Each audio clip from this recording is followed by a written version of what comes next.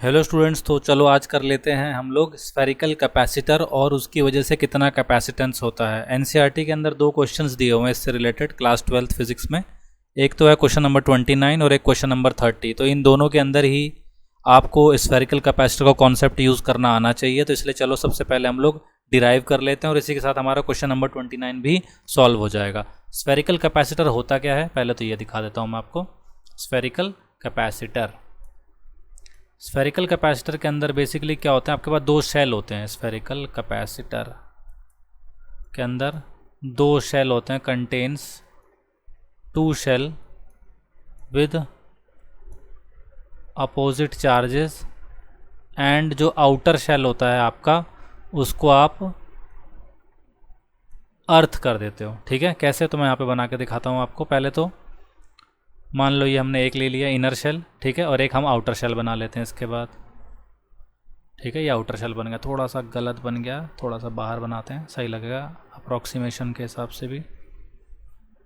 अभी भी गड़बड़ी बन रहा है यार, ये हो क्या रहा है, नहीं ठीक है, हाँ इस बार सही बन गया ना हमारे लिए। ठीक है, तो अब हम लोग क्या करेंगे, यहाँ पे सेंटर पे हम लोगों ने मार्क कर दिया कि ये पॉइंट है, सेंटर है इसका, दोनों का कॉन्सेंट्रिक है ना स्फेरिकल शेल, इसलिए तो ये वाला जो रेडियस हो गया इसको मैंने बोल दिया ए। ठीक है, और जो आउटर वाला है इसको बोल दिया कितना, बी। ठीक है, तो इनर रेडियस हो गया ए, आउटर रेडियस हो गया बी। अब मान लीजिए कि आपने अंदर की तरफ जो चार्ज दिया है सारा का सारा वो दे दिया आपने यहाँ पे कितना, नेगेटिव, लाइक दिस, ये हमने नेगेटिव चार्ज मार्क कर दिया यहाँ पर, और इसी की वजह से यहाँ पे क्या हो जाएगा, पॉजिटिव चार्ज इंड्यूस हो जाएगा, है ना। यहाँ पे क्या बन गया, पॉजिटिव चार्ज बन गया, मार्क कर देता हूँ सारा का सारा। इसके बाद नेक्स्ट स्टेप क्या है, नेक्स्ट स्टेप ये है कि जो आउटर सरफेस है इसका, ये वाला, इसको हमने क्या कर दिया, यहाँ पे कोई चार्ज नहीं, हमने अर्थिंग कर दी यहाँ पे। ठीक है, अब क्या करना है हमको, अब ये करना है कि कैपेसिटेंस कैलकुलेट करना है, और कैपेसिटेंस का फॉर्मूला क्या होता है, C is equal to Q by V। तो सारी कहानी आती है किस पे, कि V कैसे कैलकुलेट करोगे आप, है ना। तो V कैलकुलेट करके हम लोग यहाँ पे देखते हैं। V कैलकुलेट करने के लिए देखो, अंदर वाले शेल को मैंने बोला A, बाहर वाले शेल को मैंने बोल दिया B। तो हमको अगर V कैलकुलेट करना है तो हम लोगों ने साफ एक फॉर्मूला पढ़ा है। क्या फॉर्मूला पढ़ा हम लोगों ने फॉर्मूला पढ़ा है ये minus E dot D are, है ना, यही फॉर्मूला पढ़ा हम लोगों ने यहाँ से तक। ठीक है, अब कैसे करेंगे इसको सॉल्व, वो भी ध्यान से समझ लेते हैं। ए से बी की तरफ जा रहे हैं हम लोग, ठीक है, ए से बी की तरफ जा रहे हैं, ई डॉट डी आर। आपको पहली बात यहाँ पे क्या ध्यान देनी है, उस पर सोचना है सबसे पहले कि देखो इलेक्ट्रिक फील्ड कितनी होगी। तो मान लिया हम लोगों ने एक ना रीजन ले लेते हैं हम लोग, यहाँ पे रीजन ले लेते हैं, छोटा सा हमने गॉसियन सरफेस बना दिया एक, ठीक है, जिसकी रेडियस हो गई कितनी, यहाँ से मान ली मैंने आर के बराबर। ठीक है, ये मैं ड्रॉ कर देता हूँ यहाँ से तक, मैंने मान लिया ये रेडियस कितना है, आर है। तो इस पॉइंट पे इलेक्ट्रिक फील्ड कितनी हो जाएगी, तो आपका जवाब हो जाएगा KQ बाय आर स्क्वायर, है ना।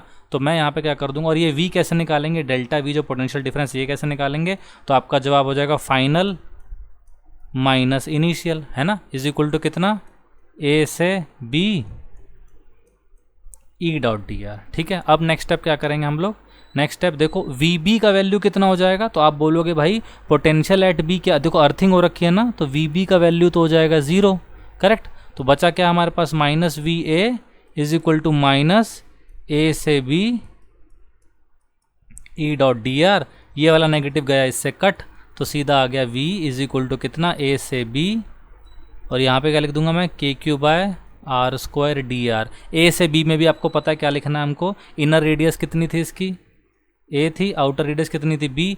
तो वोल्टेज कितना आ जाएगा, तो आपका जवाब हो जाएगा V is equal to KQ r की पावर -2+1 यहाँ से AB, और ये हो गया कंप्लीट। यहाँ पर क्या आंसर आ जाएगा, देखो यहाँ से माइनस साइन को मैं बाहर रख देता हूँ अभी के लिए, ये हो जाएगा 1/B -1/A। ठीक है ना, इतनी सी बात समझ में आ गई होगी।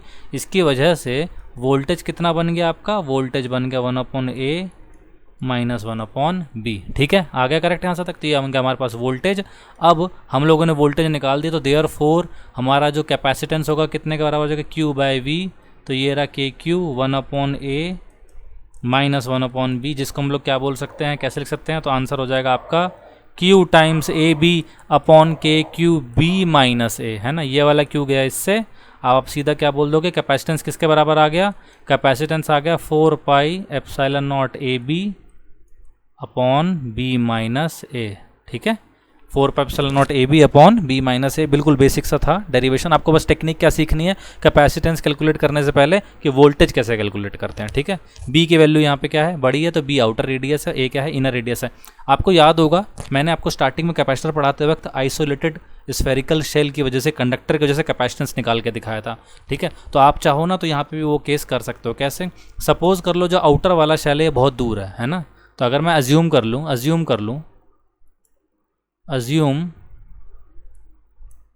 outer shell is located very far away, उस केस में b टेंड्स टू क्या हो जाएगा बोलोगे आप, इन्फिनिटी हो जाएगा। ठीक है, तो देखो आपका फॉर्मूला क्या था यहाँ पे, ये था ना फॉर्मूला, ये वाला पोर्शन जो मैं यहाँ पे हाईलाइट कर रहा हूँ ये था। अगर b टेंड्स टू इन्फिनिटी होगा तो सीधा देखो ये वाला जो पोर्शन आएगा ये किसके बराबर हो जाएगा, 0 के बराबर हो जाएगा ना। तो आप सीधा क्या आंसर दे दोगे, आप सीधा बोल दोगे कि भाई ये आंसर हो जाएगा हमारे पास 4 पाई एप्सिलॉन नॉट ए, है ना।